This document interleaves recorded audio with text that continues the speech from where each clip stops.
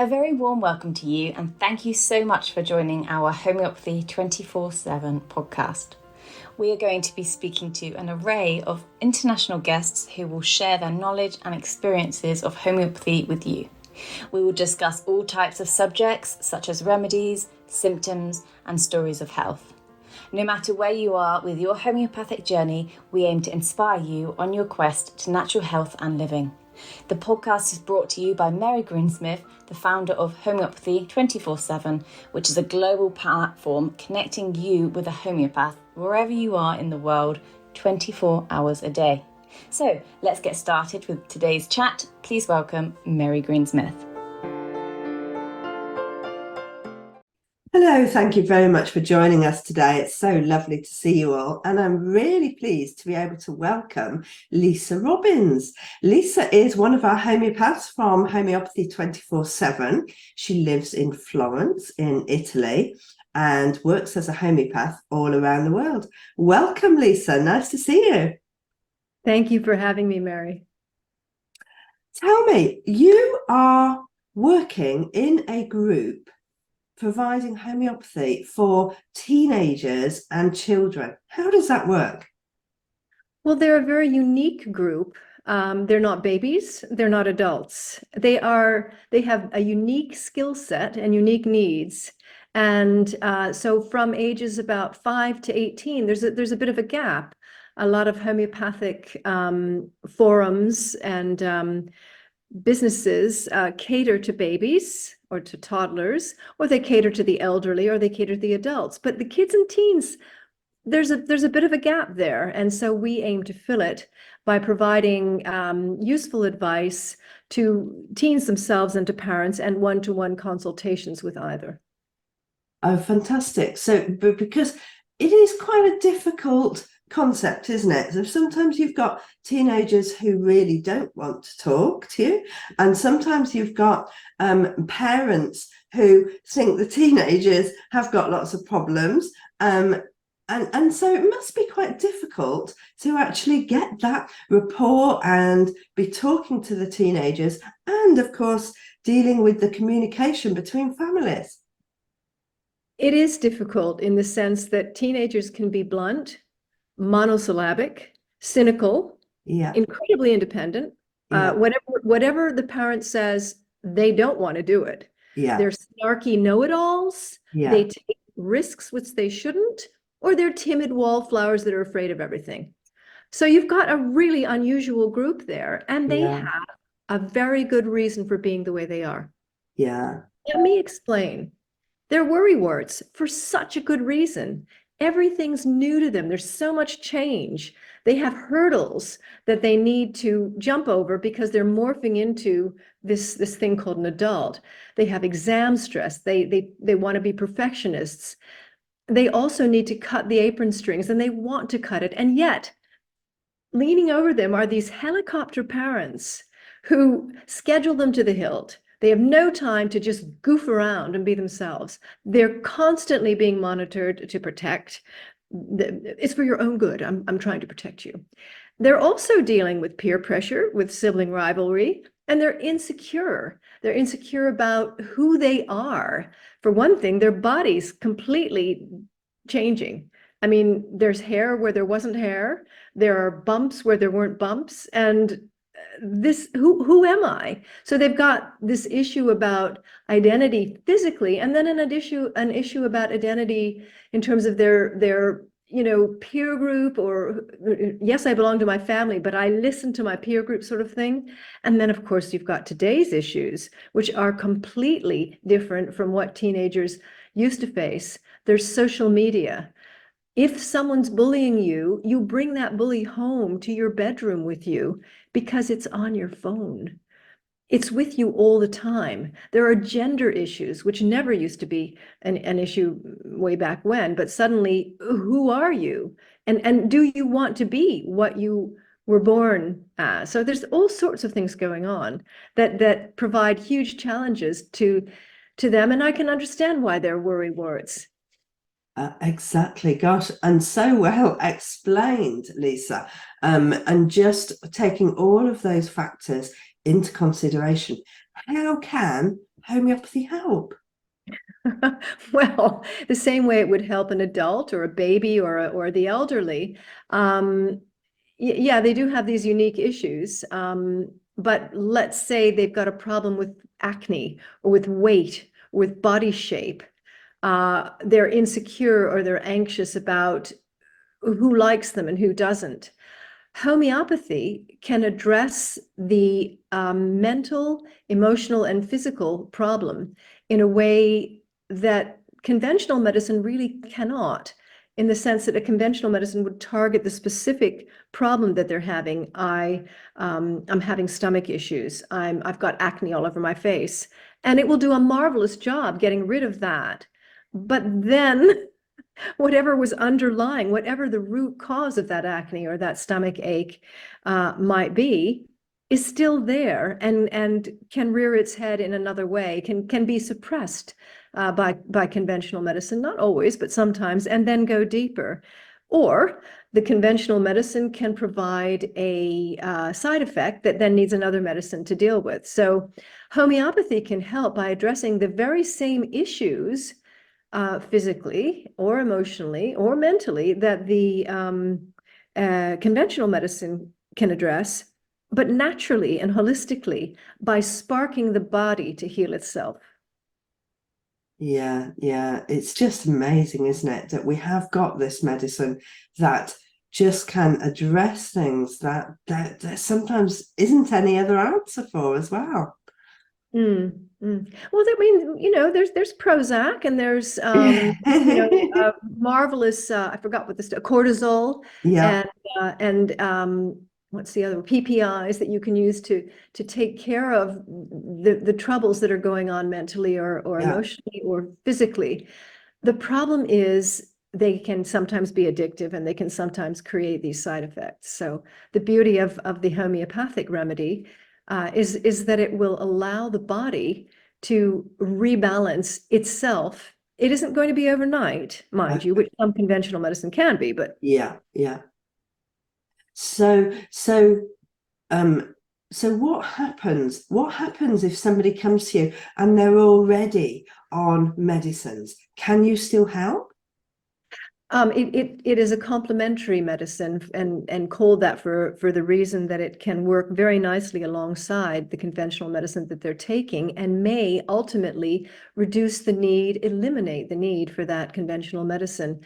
That's because it's gentle enough for babies, for the elderly, for your pets, and also within the homeopathic schema, you could give them a very low potency, such that even if they were quite weak or struggling with some aspect of operation or some conventional medicine trouble, the homeopathic remedy could slowly and gently begin to pull up their socks, so to speak.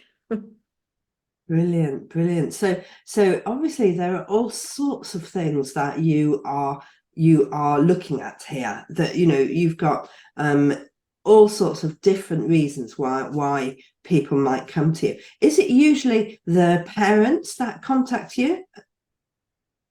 It is usually the parents, and I suppose it's because I don't know that teens anyway look so much at Facebook. They've got TikTok and Instagram and Twitter and many other ways of communicating, whereas we are an old-fashioned and I think extremely effective our site and all the sites on Homeopathy 247 work through the medium of Facebook, which allows adults who are used to that milieu and teens or kids who want to learn about how to heal themselves naturally.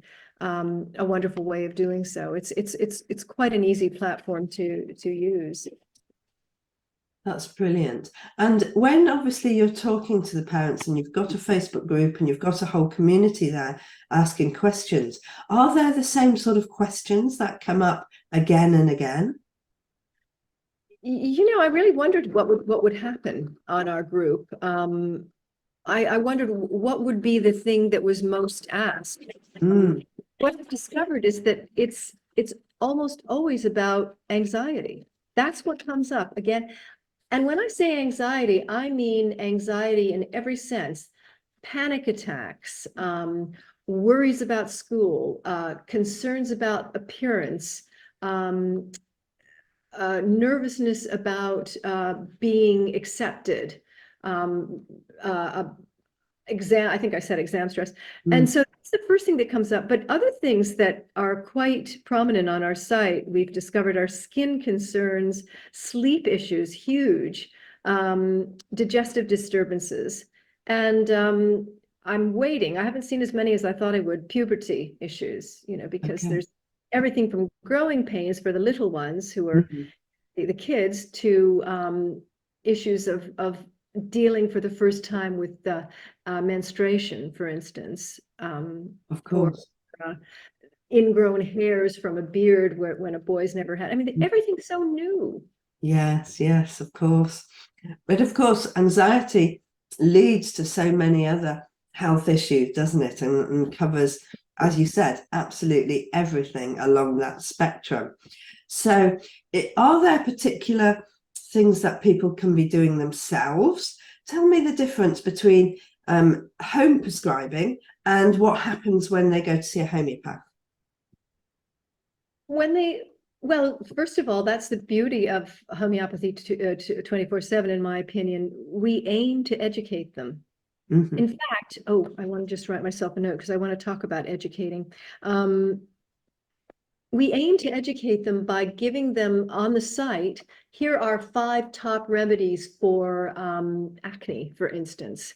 Or here are 3 really useful remedies I'm doing one on anxiety today, as a matter of fact, but this one is related to the gut.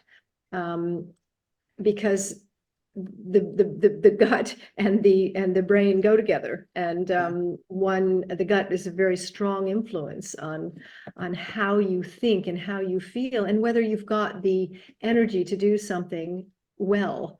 Now, what was I? Oh yes, so educating the patients is something that we try to do. So they'll come onto the site and they'll ask a question. My child has terrible acne. We've tried everything, and then we ask them, what makes it better? What makes it worse? What have you noticed? When does it happen? How long has it been going on? What goes along with it? Do they get a red face? What kind of acne is it? Can you describe it? Is it the flaky kind or the greasy kind or whatever? So we're doing 2 things there. We're asking a lot of questions so that we can provide a remedy that will best match their symptoms, but we're also educating them to think about, what is it? How is it that my son or daughter, or if it's the teen, I myself, am manifesting symptoms, and how am I coping with it? Because that's the other beauty of homeopathy. It's unique. It is tailor-made for that patient. So the way John manifests his anxiety is going to be completely different than the way Sheila does. Of course, and we've got so many remedies there to be choosing from. Whilst you are talking to teenagers and children, are you also able to advise how to improve their sleep and how to improve their diet, that sort of thing, alongside homeopathy? Well, our remit is the homeopathic remedy. Okay. However, and we do mostly that, but on our websites, and also when we have our full consultations, and finally sometimes toward the end of the post, and certainly toward the end of the website blog posts, we will say you can supplement this with, and then it might be a tissue salt, for instance, or a cell salt, as we call them in the United States, or it could be a change in your diet. And that's the thing I wanted to say about educating. When you have a consultation with a patient, you ask them questions that make, I think, I mean, I've never really read this anywhere, but that make them think about themselves, about what how they how they think and what their perspective is, and perhaps even begin to question why they are. And what comes out of this is they realize, I've been stuck, for instance. I mean, that's just one example. Or they think about how a particular repetitive habit isn't best working for them. By asking the questions, by kind of exploring the origins of how they got where they got, you're educating them to think about themselves. And I actually think that is the first step toward healing. Being aware, being able to accept, to see what it is in you that's imbalanced. And then, of course, the remedy will reinforce that. Of course, of course. So going back to that education and the difference between the acute and actually home prescribing or seeing a homeopath, you will be asking a lot more in-depth questions about history and about how they react to things emotionally and physically as well, and also the health history. Tell me a little bit about why that's important. Because we're looking for the root cause, because homeopathy isn't targeting the particular very small trouble. For instance, I have a toothache, or a chronic toothache, or I'm having I get chronic conjunctivitis, or whatever. But instead, it's looking for a thread that runs through all the patient, from their mental, through their emotional, and through their physical. What is it? What pattern is it that that best defines where they are? So that's what I mean when I say we're looking at them holistically. Now I've forgotten what the question was, because I think I might have had another point. What would you ask me? I was just asking about looking at the history. Why do we have to ask all of these questions? What are we trying to do? And you talked there about addressing the cause of the issue. So the cause of the conjunctivitis isn't just conjunctivitis, is it? It's exactly about the susceptibility of health. Right. And why are they susceptible? Why do they keep getting tonsillitis? Why do they keep getting conjunctivitis?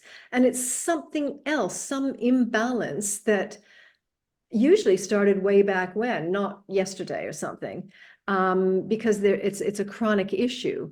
And so you need to know the history to understand, I mean, everything from how often this has come up for them, to what kind of life they lived when they were younger. For instance, I grew up in a single parent family with 5 siblings. Is a very different answer than I was cosseted by mom and dad, I'm the only child. I mean, completely different patients who will have very different capabilities and expectations because of the way they've been brought up. So you want to know that, but you also want to know if they physically, what's happened. For instance, somebody who in their very early years had sepsis because of some infection.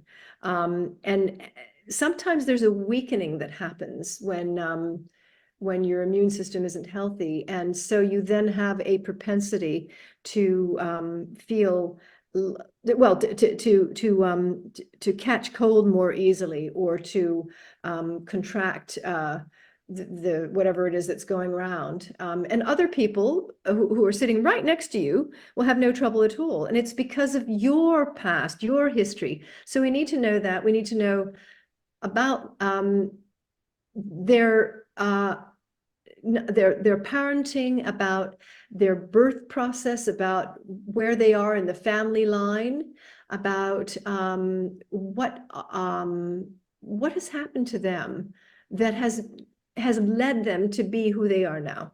The histories makes them who they are. Of course, and you bring all of that information in, and then you're able to go much more deeper, I suppose, with the remedies to address the cause rather than just the symptom that's presenting at the moment. And some patients don't like that. Okay. Some patients don't want to go down there because whatever it is what ended up turning into that illness or that ailment. So of course they don't want to go down there. And so what we have to do is work with them, work together. We're on the journey together. We try to be the unbiased, unprejudiced observer that is sitting on the train opposite them, and we're both looking out the window of their journey together. We're alongside them. We're not we're not like a dictator and a disciple or something. We're taking that trip with them. We're encouraging them to address those things, because as I was saying earlier, if they're willing to look at that, it is the first step toward rebalance and well-being. Yes, I can see that you just love homeopathy and just getting deep into the healing strategy. What is it about homeopathy? What drew you to homeopathy? When my children were young, they would come down with ear, nose, and throat infections, and we were always given antibiotics. And I thought, okay, they got rid of the ENT infection, but they end up a little bit sort of dulled down or unfocused, maybe less energy in them. And I thought that antibiotic did its work too well. There's got to be something more refined. And this was many years ago when I was living in the tropics. And so I found a homeopath and began to treat my children with homeopathy. And I've never looked back. At first, I was just treating my children and my friends, and it was like I began to see the world in a whole new way. The world had so much more potential, so much more, so many more gifts that I hadn't considered. Natural ways of being, natural ways of healing, so that my children and later my patients could detox, could recover balance, the remedy would help them to find better fatality so that they could cope. And I always find it interesting when patients, we'll be addressing whatever it is that's most bothering them. For instance, I've got terrible stomach aches. And so then I ask them, when I speak to them after the remedies had its effect, so how's your stomach? There's nothing wrong with my stomach. Yeah. They're to whatever, but I'd really like to, I've got this terrible infection at the bottom of my ear. And I'm thinking, Yes. and it's marvelous. It works so well and so subtly that they don't know it. So, I mean, I suppose that's what I like. It's amazing, isn't it? Foundation for optimum health, I think, in a very natural way. There's no side effects. It's not addictive. And as I said, it treats the patients very specifically for them and complements whatever meds they might need to take. Okay, so actually by taking the homeopathic remedy, they're also strengthening their own immunity at the same time. Well, that's the idea anyway. That's absolutely the idea. And if the immunity is strengthened, I like to think it's not just what it's doing is, that's what I meant by laying the foundation. It's giving them energy in every sense, mental, emotional, and physical energy, and an ability to cope, to explore, to envisage being healthy, and then to begin to be more creative in every sense. Just wonderful, isn't it? Just wonderful. I think so. We will put the details of your Facebook group under the podcast so people can check it out, come and join you, and also your website as well, so that they can connect with you if they do want to go deeper. Thank you so much for joining us today, Lisa. It's been lovely talking to you. Thank you for having me. See you soon. Thank you so much, Lisa, for coming and talking to us today. It's just been absolutely brilliant going through everything that you do and the way that homeopathy can work with teenagers and young adults and how to get them more involved with homeopathy. Next week, I'm going to be talking to Caroline. We're going to be talking about gut health and homeopathy and what sort of things homeopathy can help with, because it's huge. We've already just recently talked about Crohn's disease, and there are many, many other aspects where homeopathy can help, both on an acute aspect and on a more chronic basis as well, where we're addressing really serious gut issues. Thank you. Look forward to seeing you then. I do hope you've enjoyed these episodes, and I do hope you can subscribe to our channels. Now, there are various ways for you to listen to our podcast or watch it on video on YouTube. So whether it's iTunes, Spotify, or YouTube, please do subscribe and please do leave us a review. If you leave us a review on these platforms, then more people will see our podcast. We just want more people to share the joy of homeopathy. It's a choice that everybody should know about. Please do everything you can to help us help more people.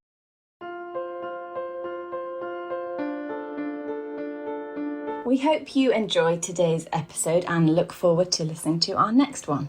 Please don't forget to follow our podcast on your chosen channel, and please do leave us a review so we can continue to share homeopathy with as many people as possible. If you do have any questions, please do reach out to us on any of our social platforms mentioned in the show notes. We at Homeopathy 24/7 hope to empower you on your natural health journey.